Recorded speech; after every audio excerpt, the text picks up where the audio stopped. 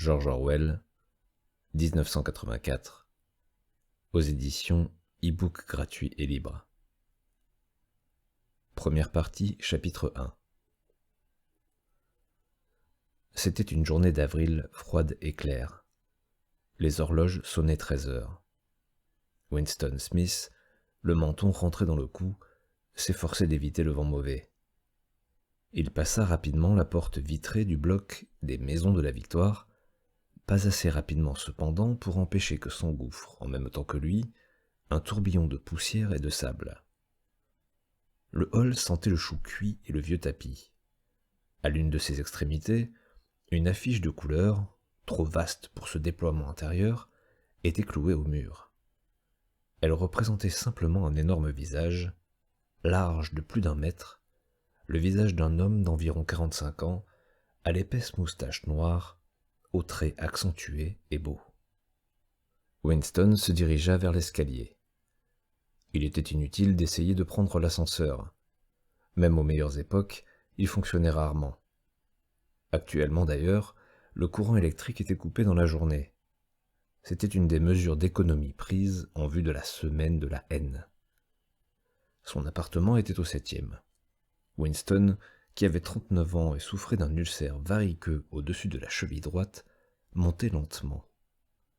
Il s'arrêta plusieurs fois en chemin pour se reposer. À chaque palier, sur une affiche collée au mur, face à la cage de l'ascenseur, l'énorme visage vous fixait du regard. C'était un de ces portraits arrangés de telle sorte que les yeux semblent suivre celui qui passe. Une légende sous le portrait disait « Big Brother vous regarde ». À l'intérieur de l'appartement de Winston, une voix sucrée faisait entendre une série de nombres qui avaient trait à la production de la fonte. La voix provenait d'une plaque de métal oblongue, miroir terne encastré dans le mur de droite. Winston tourna un bouton et la voix diminua de volume. Mais les mots étaient encore distincts. Le son de l'appareil, du télécran comme on disait, pouvait être assourdi, mais il n'y avait aucun moyen de l'éteindre complètement. Winston se dirigea vers la fenêtre. Il était de stature frêle, plutôt petite, et sa maigreur était soulignée par la combinaison bleue, uniforme du parti. Il avait les cheveux très blonds, le visage naturellement sanguin, la peau durcie par le savon grossier, les lames de rasoir émoussées et le froid de l'hiver qui venait de prendre fin. Au dehors, même à travers le carreau de la fenêtre fermée, le monde paraissait froid. Dans la rue, de petits remous de vent faisaient tourner en spirale la poussière et le papier déchiré. Bien que le soleil brillât et que le ciel fût d'un bleu dur, tout semblait décoloré, hormis les affiches collées partout. De tous les carrefours importants, le visage et la moustache noire vous fixaient du regard. Il y en avait un sur le mur d'en face. « Big Brother vous regarde », répétait la légende, tandis que le regard des yeux noirs pénétrait les yeux de Winston. Au niveau de la rue, une autre affiche, dont un angle était déchiré, battait par à-coups dans le vent, couvrant et découvrant alternativement un seul mot. Hang Sok. Au loin, un hélicoptère glissa entre les toits, plana un moment, telle une mouche bleue, puis repartit comme une flèche dans un vol courbe. C'était une patrouille qui venait mettre le nez aux fenêtres des gens. Mais les patrouilles n'avaient pas d'importance. Seule comptait la police de la pensée. Derrière Winston, la voix du télécran continuait à débiter des renseignements sur la fonte et sur le dépassement des prévisions pour le 9e plan triennal. Le télécran recevait et transmettait simultanément. Il captait tous les sons émis par Winston au-dessus d'un chuchotement très bas. De plus, tant que Winston demeurait dans le champ de vision de la plaque de métal, il pouvait être vu aussi bien qu'entendu. Naturellement, il n'y avait pas moyen de savoir si, à un moment donné, on était surveillé. Combien de fois, et suivant quel plan, la police de la pensée se branchait-elle sur une ligne individuelle quelconque? Personne ne pouvait le savoir. On pouvait même imaginer qu'elle surveillait tout le monde, constamment. Mais de toute façon, elle pouvait mettre une prise sur votre ligne chaque fois qu'elle le désirait. On devait vivre, on vivait, car l'habitude devient instinct. en admettant que tout son émis était entendu, et que, sauf dans l'obscurité, tout mouvement était perçu. Winston restait le dos tourné au télécran. Bien qu'un dos, il le savait, pût être révélateur, c'était plus prudent. À 1 kilomètre, le ministère de la Vérité, où il travaillait, s'élevait vaste et blanc au-dessus du paysage sinistre. Voilà Londres, pensa-t-il avec une sorte de vague dégoût, Londres, capitale de la première région aérienne, la troisième, par le chiffre de sa population, des provinces de l'Océania. Il essaya d'extraire de sa mémoire quelques souvenirs d'enfance qui lui indiqueraient si Londres avait toujours été tout à fait comme il la voyait.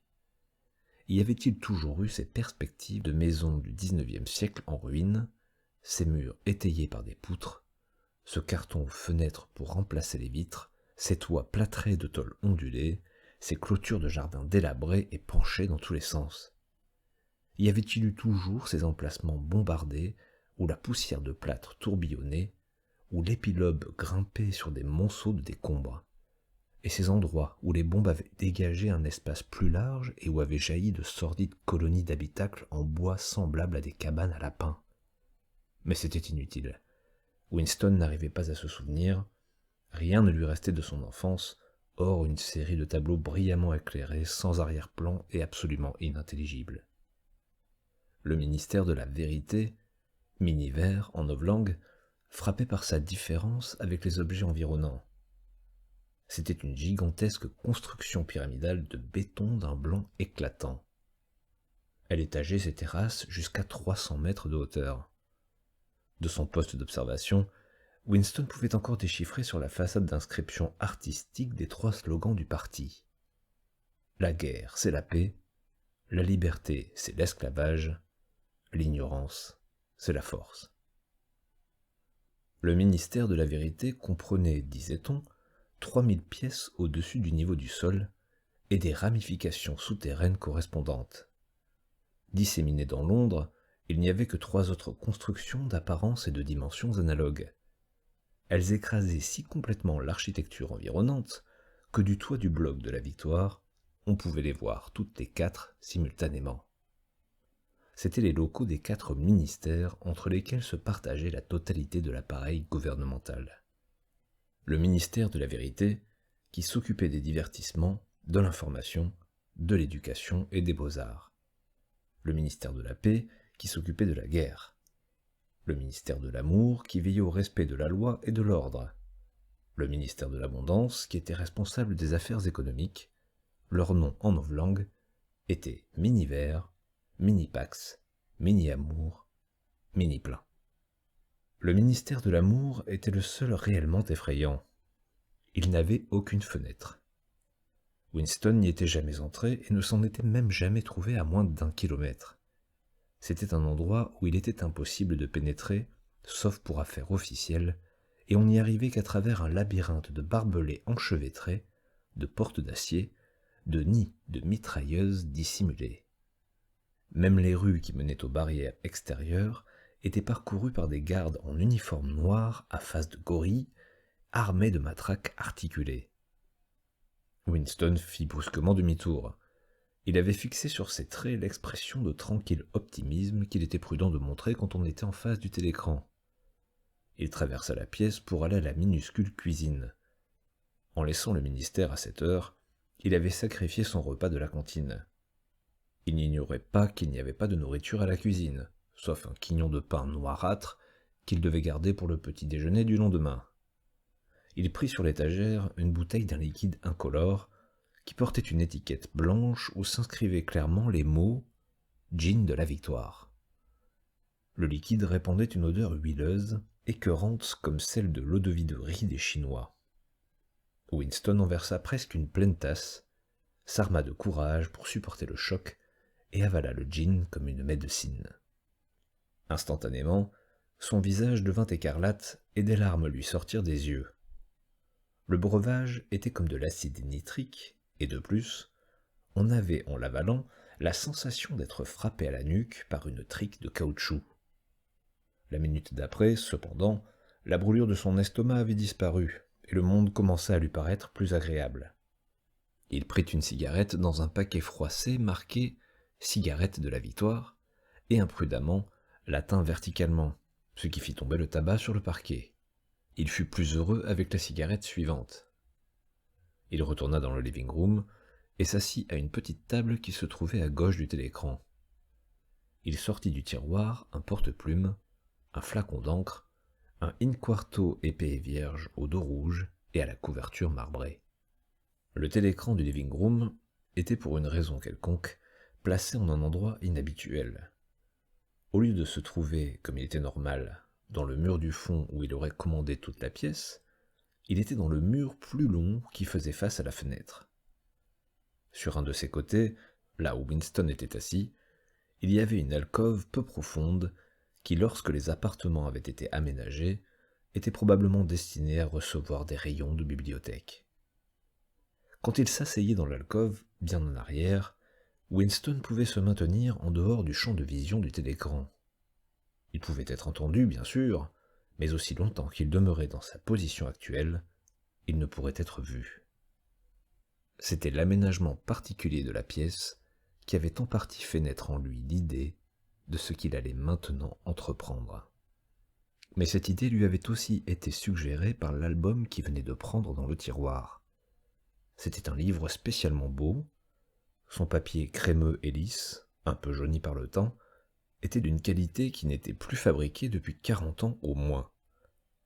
Winston estimait cependant que le livre était beaucoup plus vieux que cela. Il l'avait vu traîner à la vitrine d'un bric-à-brac moisissant dans un sordide quartier de la ville, lequel exactement il ne s'en souvenait pas, et avait immédiatement été saisi du désir irrésistible de le posséder. Les membres du parti, normalement, ne devaient pas entrer dans les boutiques ordinaires. Cela s'appelait acheter au marché libre. Mais la règle n'était pas strictement observée, car il y avait différents articles, tels que les lacets de souliers, les lames de rasoir, sur lesquels il était impossible de mettre la main autrement. Il avait d'un rapide coup d'œil parcouru la rue du haut en bas, puis s'était glissé dans la boutique et avait acheté le livre $2,50. Il n'avait pas conscience, à ce moment-là, que son désir impliquait un but déterminé. Comme un criminel, il avait emporté dans sa serviette ce livre qui, même sans aucun contexte, était compromettant.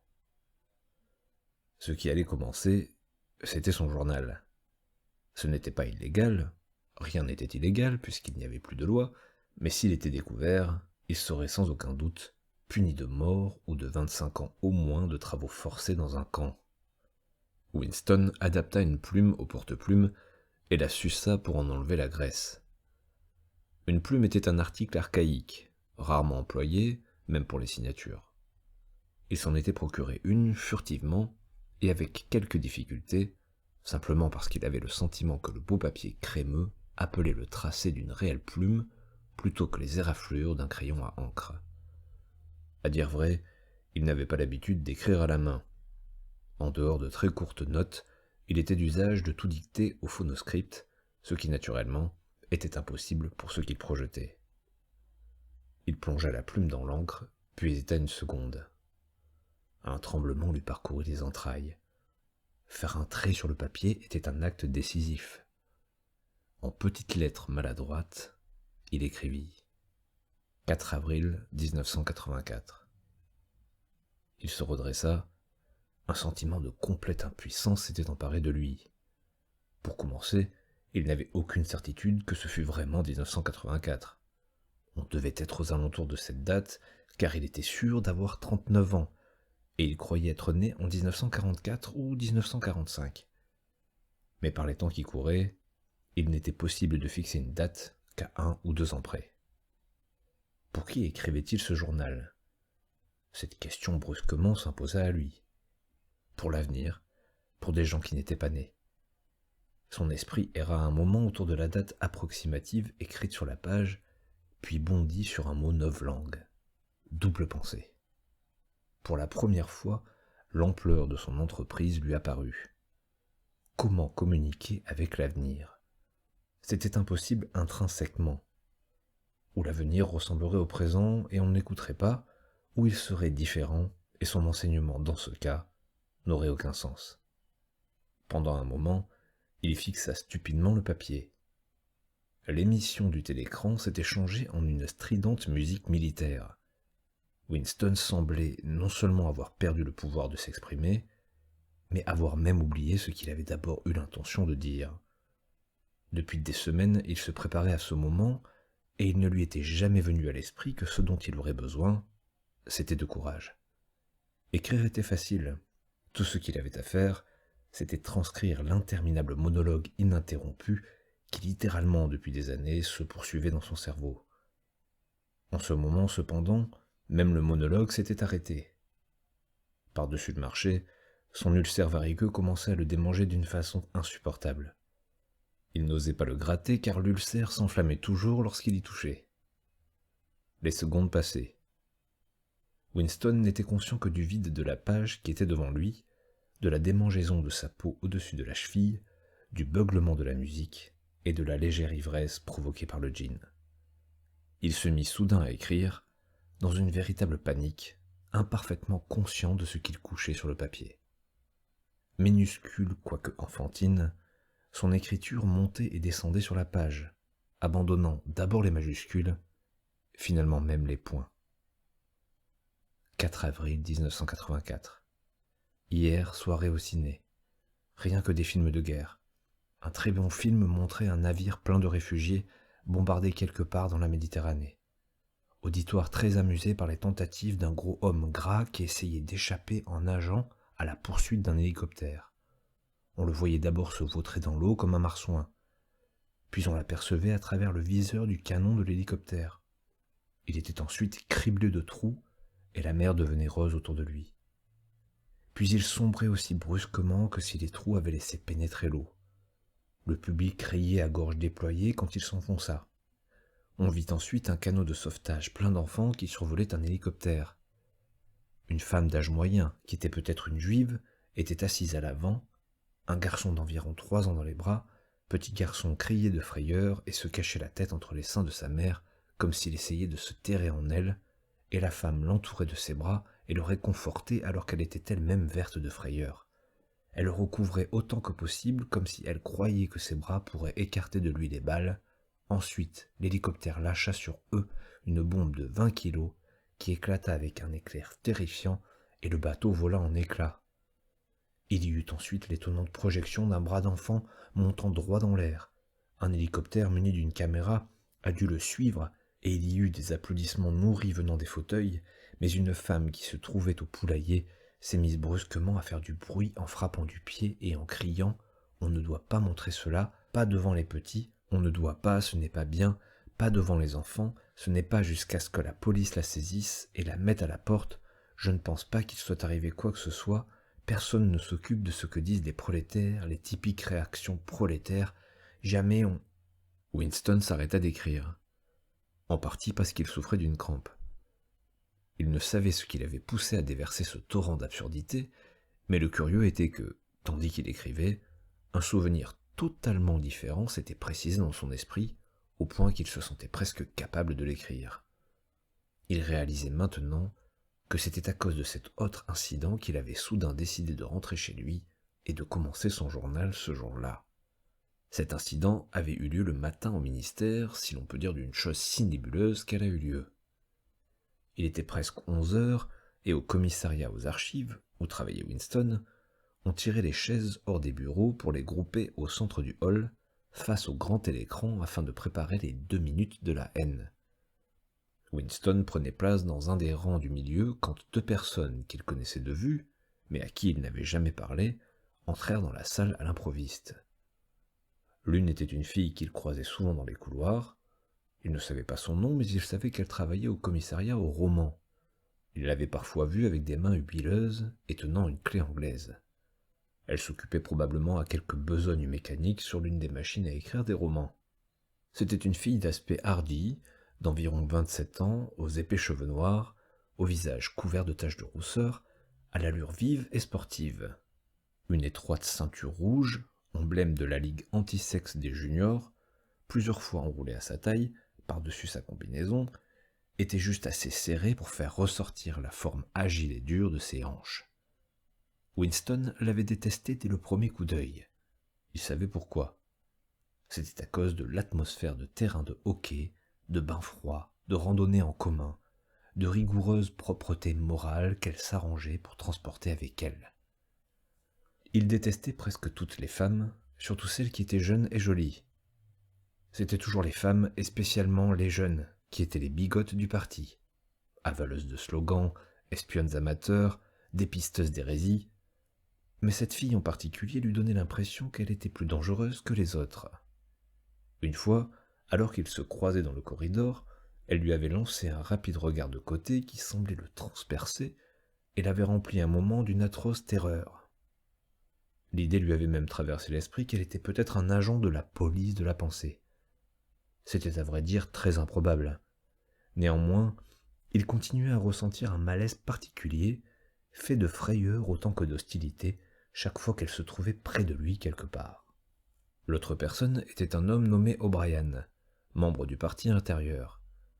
Il occupait un poste si important et si élevé que Winston n'avait qu'une idée obscure de ce qu'il pouvait être. Un silence momentané s'établit dans le groupe des personnes qui entouraient les chaises quand elles virent approcher sa combinaison noire, celle d'un membre du parti intérieur. O'Brien était un homme grand et corpulent, au cou épais, au visage rude, brutal et caustique. En dépit de cette formidable apparence, il avait un certain charme dans les manières. Il avait une façon d'assurer ses lunettes sur son nez qui était curieusement désarmante, et d'une manière indéfinissable, curieusement civilisée. C'était un geste qui, si quelqu'un pouvait encore penser en termes semblables, aurait rappelé celui d'un homme du XVIIIe offrant sa tabatière. Winston avait vu O'Brien une douzaine de fois peut-être, dans un nombre presque égal d'années. Il se sentait vivement attiré par lui.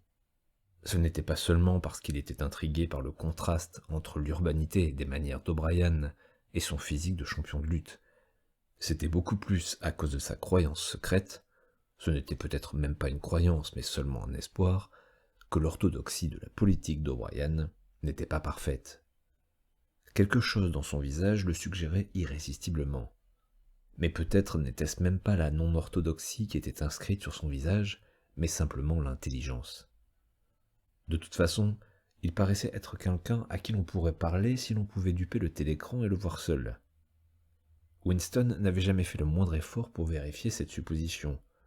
En vérité, il n'y avait aucun moyen de le vérifier. O'Brien, à ce moment, regarda son bracelet-montre, vit qu'il était près de 11 heures et décida de toute évidence de rester dans le commissariat aux archives jusqu'à la fin des 2 minutes de la haine. Il prit une chaise sur le même rang que Winston, 2 places plus loin. Une petite femme rousse qui travaillait dans la cellule voisine de celle de Winston les séparait. La fille aux cheveux noirs était assise immédiatement derrière eux. Un instant plus tard, un horrible crissement, comme celui de quelque monstrueuse machine tournant sans huile, éclata dans le grand télécran du bout de la salle. C'était un bruit à vous faire grincer des dents et à vous hérisser les cheveux. La haine avait commencé. Comme d'habitude, le visage d'Emmanuel Goldstein, l'ennemi du peuple, avait jailli sur l'écran. Il y eut des coups de sifflet çà et là dans l'assistance. La petite femme rousse jeta un cri de frayeur et de dégoût. Goldstein était le renégat et le traître.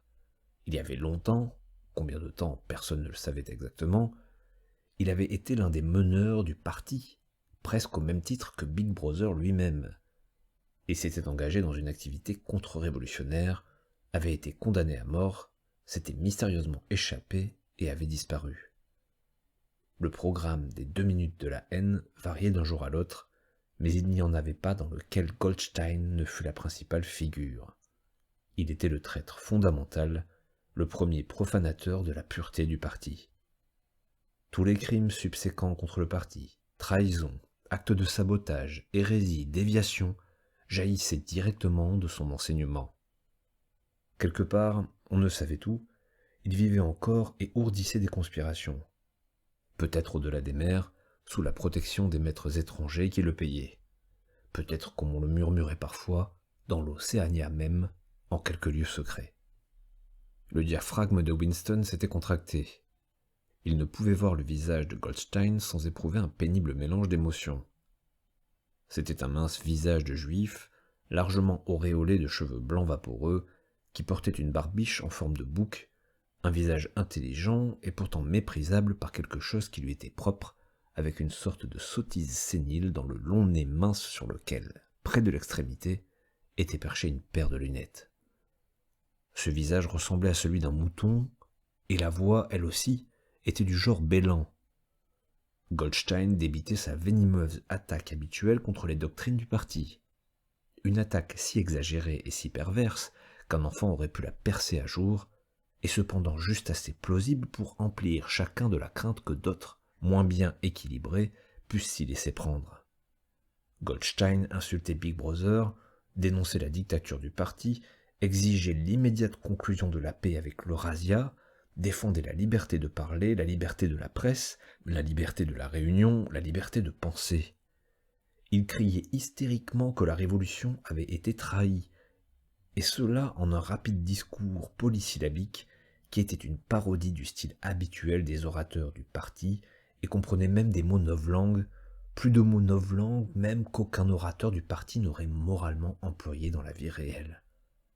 Et pendant ce temps, pour que personne ne pût douter de la réalité de ce que recouvrait le boniment spécieux de Goldstein, derrière sa tête sur l'écran, marchaient les colonnes sans fin de l'armée eurasienne, rang après rang d'hommes à l'aspect robuste, au visage inexpressif d'asiatiques, qui venaient déboucher sur l'écran et s'évanouissaient pour être immédiatement remplacés par d'autres exactement semblables. Le sourd martèlement rythmé des bottes des soldats formait l'arrière-plan de la voix bêlante de Goldstein. Avant les 30 secondes de la haine, la moitié des assistants laissaient échapper des exclamations de rage. Le visage de mouton satisfait et la terrifiante puissance de l'armée eurasienne étaient plus qu'on n'en pouvait supporter. Par ailleurs, voir Goldstein ou même penser à lui produisait automatiquement la crainte et la colère. Il était un objet de haine plus constant que l'Eurasia ou l'Estasia, puisque lorsque l'Océania était en guerre avec une de ses puissances, elle était généralement en paix avec l'autre. Mais l'étrange était que bien que Goldstein fût haï et méprisé par tout le monde, bien que tous les jours et un millier de fois par jour sur les estrades, au télécran, dans les journaux, dans les livres, ces théories fussent réfutées, écrasées, ridiculisées, que leur pitoyable sottise fût exposée au regard de tous, en dépit de tout cela, son influence ne semblait jamais diminuer. Il y avait toujours de nouvelles dupes qui attendaient d'être séduites par lui. Pas un jour ne se passait que des espions et des saboteurs à ses ordres ne fussent démasqués par la police de la pensée. Il commandait une grande armée ténébreuse, un réseau clandestin de conspirateurs qui se consacrait à la chute de l'État. On croyait que cette armée s'appelait la Fraternité. Il y avait aussi des histoires que l'on chuchotait à propos d'un livre terrible, résumé de toutes les hérésies dont Goldstein était l'auteur et qui circulait clandestinement çà et là. Les gens s'y référaient, s'ils s'y référaient jamais, en disant simplement le livre. Mais on ne savait de telles choses que par de vagues rumeurs. Ni la fraternité, ni le livre n'étaient des sujets qu'un membre ordinaire du parti mentionnerait s'il pouvait l'éviter. À la seconde minute, la haine tourna au délire. Les gens sautaient sur place et criaient de toute leur force pour s'efforcer de couvrir le bêlement affolant qui venait de l'écran. Même le lourd visage de Brian était rouge. Il était assis très droit sur sa chaise. Sa puissante poitrine se gonflait et se contractait comme pour résister à l'assaut d'une vague. La petite femme aux cheveux roux avait tourné au rose vif, et sa bouche s'ouvrait et se fermait comme celle d'un poisson hors de l'eau. La fille brune, qui était derrière Winston, criait « Cochon! Cochon! Cochon !»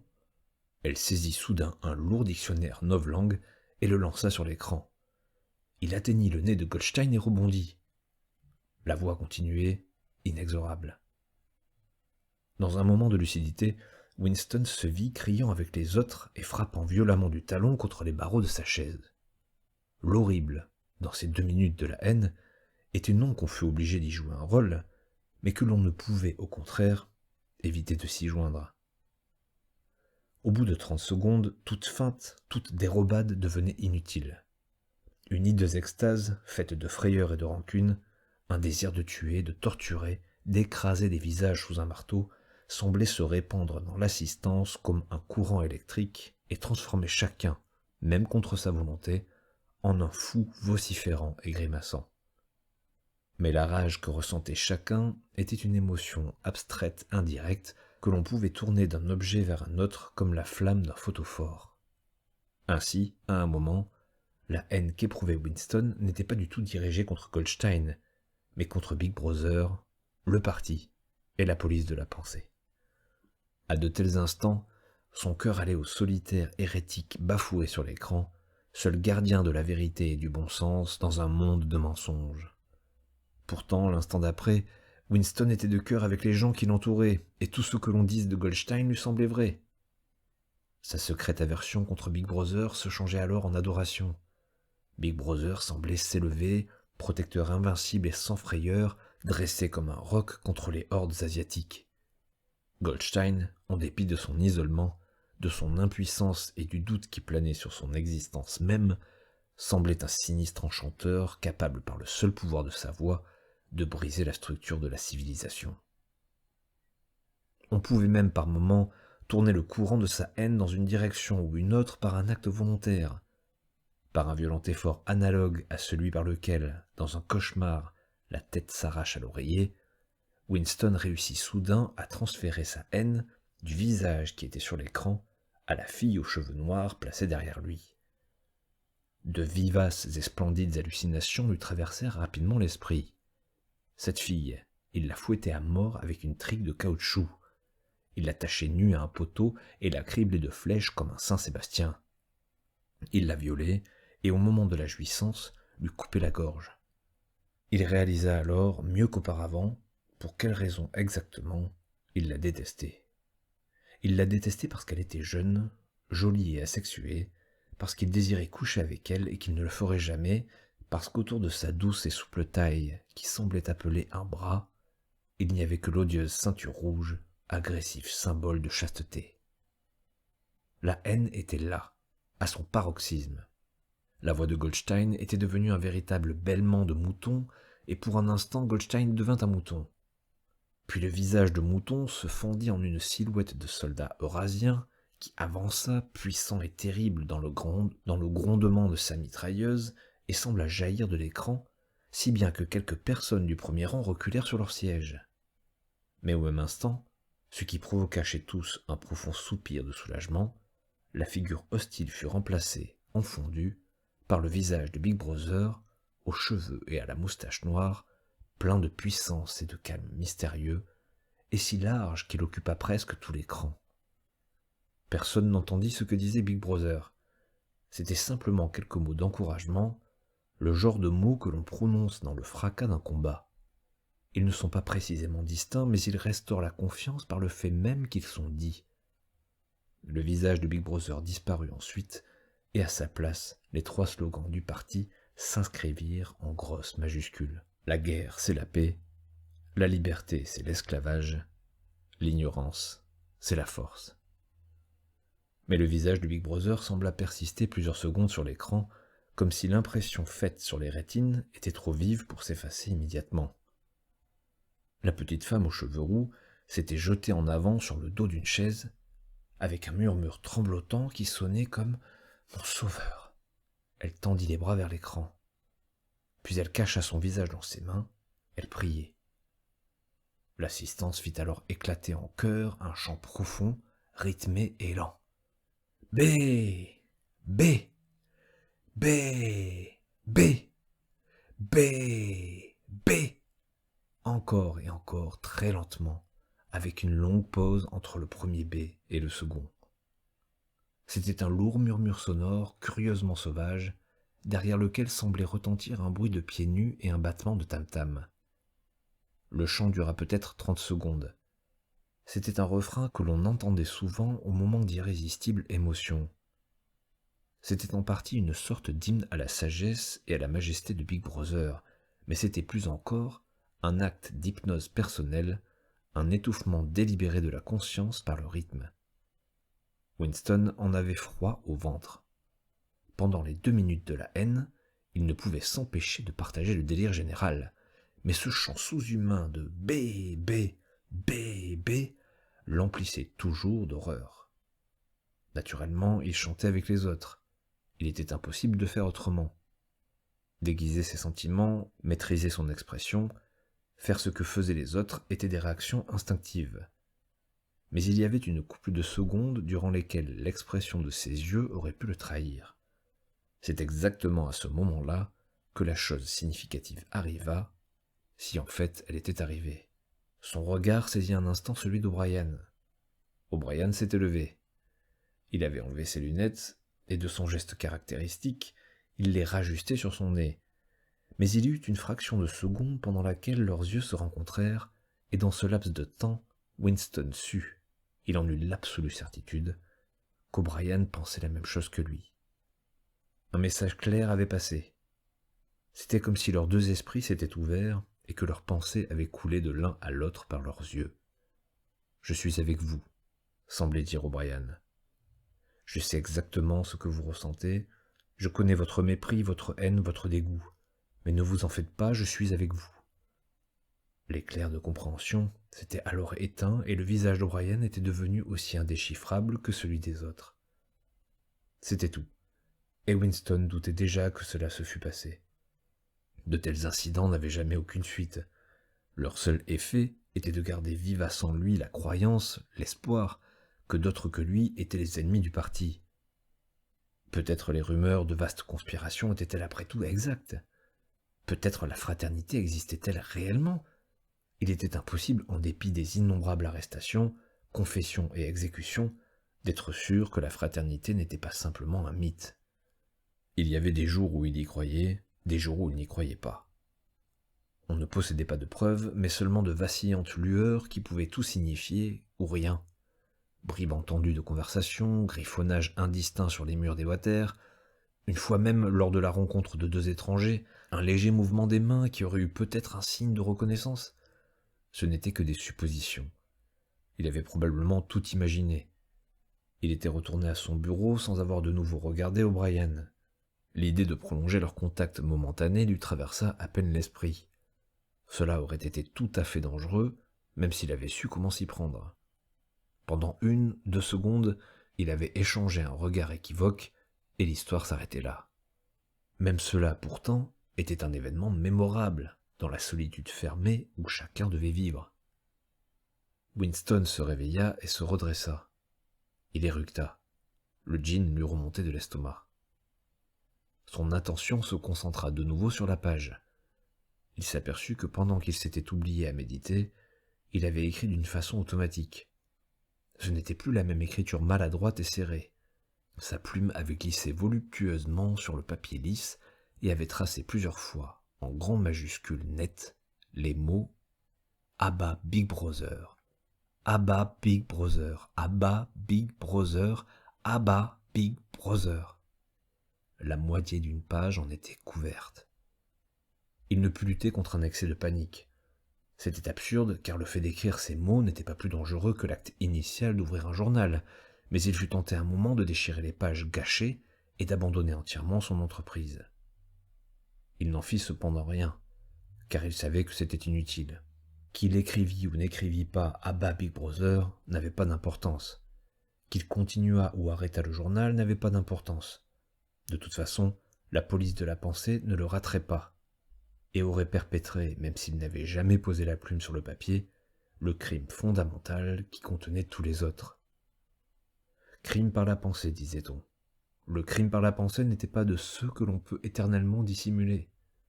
On pouvait ruser avec succès pendant un certain temps, même pendant des années, mais tôt ou tard, c'était forcé, il vous avait. C'était toujours la nuit. Les arrestations avaient invariablement lieu la nuit.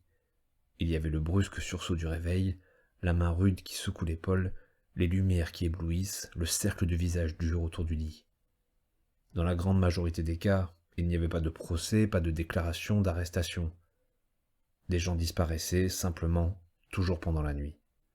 Leur nom était supprimé des registres, tout souvenir de leur acte était effacé, leur existence était niée, puis oubliée. Ils étaient abolis, rendus au néant, vaporisés, comme on disait. Winston, un instant, fut en proie à une sorte d'hystérie. Il se mit à écrire en un gribouillage rapide et désordonné. Ils me fusilleront, ça m'est égal. Ils me troueront la nuque, cela m'est égal. À bas, Big Brother. Ils visent toujours la nuque, cela m'est égal. À bas, Big Brother. Il se renversa sur sa chaise, légèrement honteux de lui-même, et déposa son porte-plume. Puis il sursauta violemment, on frappait à la porte. Déjà ? Il resta assis immobile comme une souris, dans l'espoir futile que le visiteur, quel qu'il fût, s'en irait après un seul appel.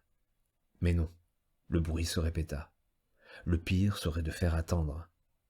Son cœur battait à se rompre, mais son visage, grâce à une longue habitude, était probablement sans expression. Il se leva et se dirigea lourdement vers la porte.